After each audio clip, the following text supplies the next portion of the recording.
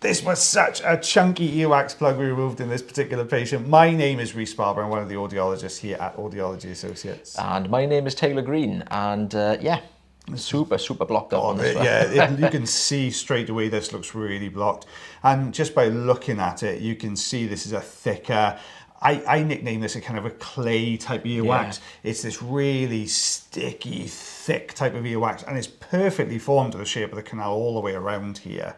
And that's the standard size on the tube as well, isn't it? So that's not doing a great deal at the moment, which is always a bad sign. It's really not. I mean, what threw me a little bit, I think, with this removal was when I got a grip on this left-hand side, what you'll see is the whole plug looks like it's starting to move.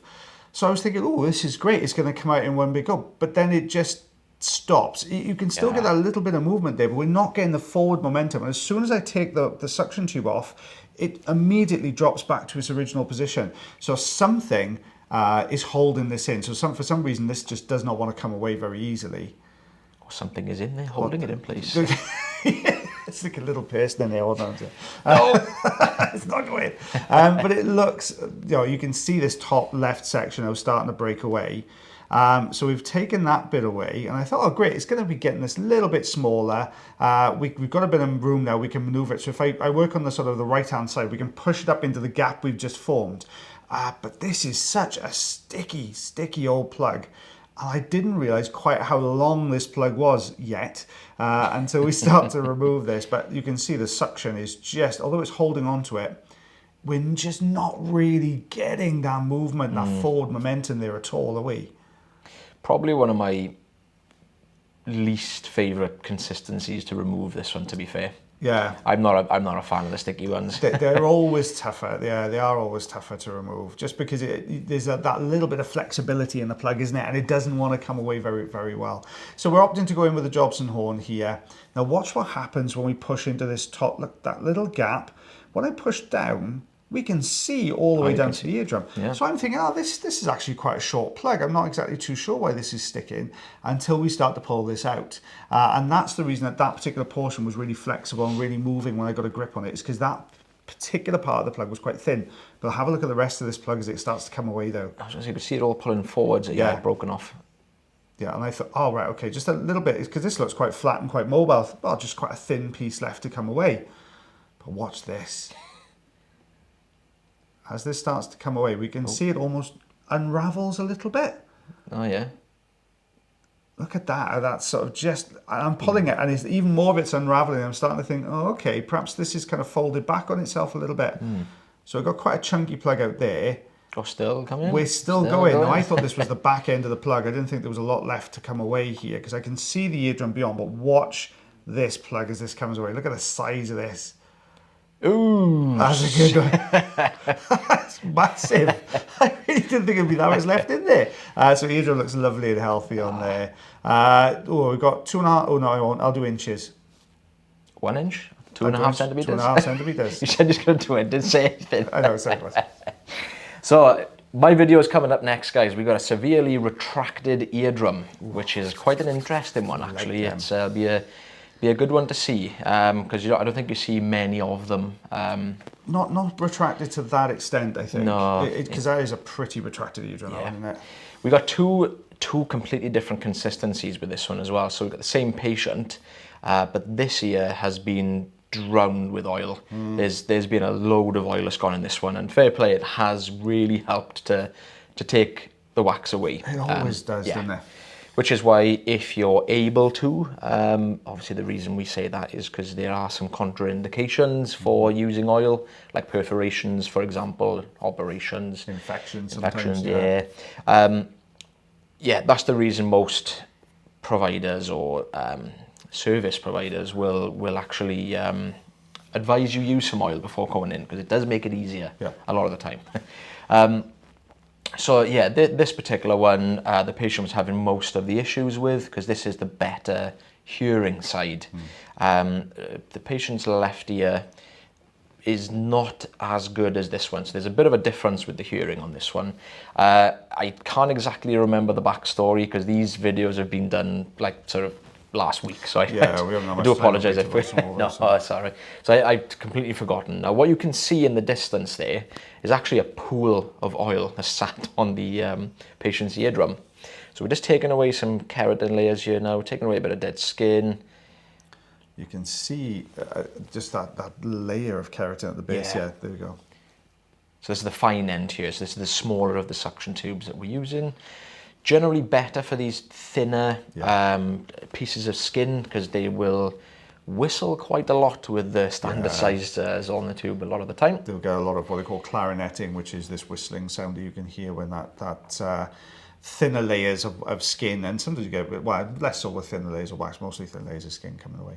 That's a heck of a pool of oil down there, isn't it? You can't hear anything, but you'll just kind of see it just draining away there. That's what that little bubble is there. You can just see it taking away as much as we possibly can. This will obviously just run out as soon as the patient, lies down, but I thought we'd clear it now just so the patient's actually noticing the difference in the hearing. Otherwise, it can still make you feel a little bit blocked up, can't it? Yeah. Yeah. And I'm just going to leave this little bit here. I can see it's not really going anywhere. I don't want to risk, making anything worse. So this is obviously the other ear, so the left ear.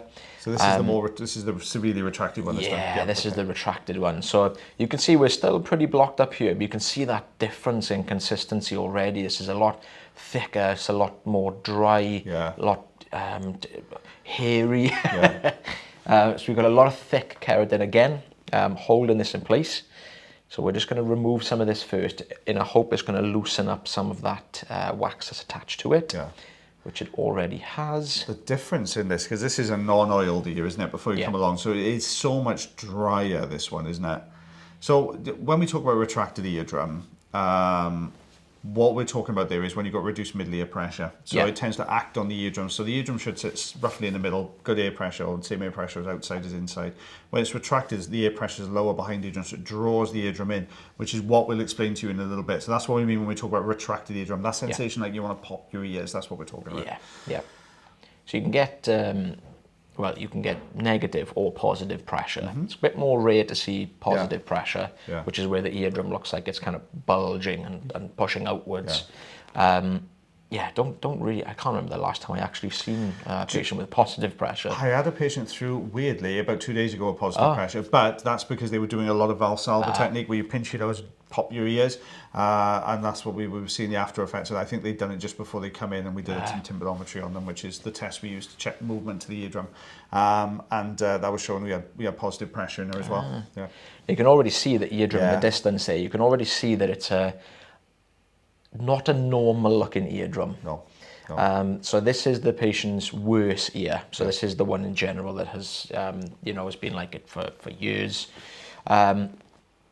It's always a little bit, I wouldn't say kind of scary, but when you look at it, when you first look at it, you think, "Ooh, what's going on here?"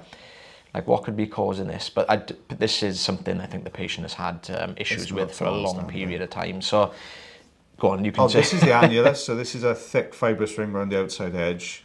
This is a slight retraction at the near the umbo, the centre of the eardrum. That's the handle and malleus there we're pointing out as well. And then this portion at the top.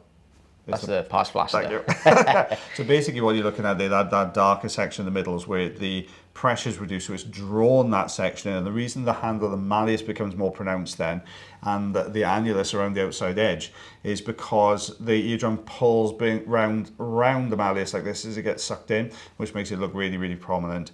The annulus, that thick fibrous ring on the outside edge, that's obviously the pressure doesn't act on that, so you see the centre, so that becomes more clearly defined. And then the pars flaccida at the top is a far more flexible portion of the eardrum there. So if you get any slight change in pressure, you'll tend to see that will retract quite easily. Pars tend to less so, I would say. Yeah, but that's quite a retracted eardrum, that one. And it's very common with colds. Which we normally see when the seasons are changing, when it's going cold to hot, hot to cold. People start having colds, and we get a lot of people coming through saying, "Oh, I'm really blocked up with wax," and then we take a look and it's like, there's no wax in there, it's just a change in pressure. Exactly. And then, some of the blank stares we kind of get then afterwards. I mean, the kind of things you'd notice with that one, you'd want to get that sensation like you were going to pop your ears all the time. Your hearing will be a little bit dull and muffled because you're drawing the eardrum in, you're pulling it in like this. It doesn't have the ability to vibrate quite as well sometimes, and that can cause a few issues. And if it stays retracted for a long time, that space is lined with mucosal layers, a mucosal layer, of cells. So it tends to draw that mucus down into that space. You are more likely to get things like mid-ear effusion as well with those kind of problems. As to what they would do, sometimes they might insert a grommet if they think it's only a temporary issue. With that patient, I would say that's probably more eustachian tube dysfunction. Yeah. It's probably been there for a little while, looking at that, and the scar tissue around there as well. Yeah. We do have a middle-ear effusion video coming up soon, guys, so we've got a pretty good one. And you can see the difference. One is normal and one is full of fluid. So yeah, that's an interesting one again. We'll have to make sure we get that one in. We'll try and get that one in soon. We'll try and do it for the next video. If not, we'll definitely do it for the one after. Depends on when me and Taylor can get back together again. Thank you so much, guys, for your patience as well with us at the moment. It is super duper busy here, and we find it really difficult to get some time together to voice these videos over. So we'll get them out as often as we can at the moment. Probably tell with the bags and the state of the hair and just. Hey, we're keeping everything crossed that we get some applications for the audiology job as well, so that will take some of the pressure off myself and the lovely Miss Taylor Green. But as always, guys, take care of yourselves. Take care of your ears. And take care of one another, and we'll see you again real soon. Bye, everyone. Bye.